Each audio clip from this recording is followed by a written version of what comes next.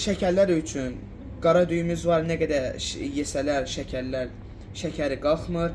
Və daha sonra Assalamu aleykum əziz barakatəyiz və izləyiciləri. Düyü dünyasından xoş gəlmişsiniz. Bir öncəki videoda çayları tanıtmışdıq. İndi isə sizə düyüləri təqdim edəcəyik. Burada gördüyünüz kimi Astaranın iki cür düyüsü var. Biri Apollo, biri isə Haşimi düyüsü. Və daha sonra şəkərlər üçün qara düyümüz var. Nə qədər yesələr, şəkəri qalxmır. Və daha sonra Mədinə düyüsü var. Ondan sonra bulgur var. Daha sonra düyü Şahan Gold və normal düyü Şahandır. İkisinin də rəngi ağdır, lakin bunu bişirəndə qızıl rəngə çalır.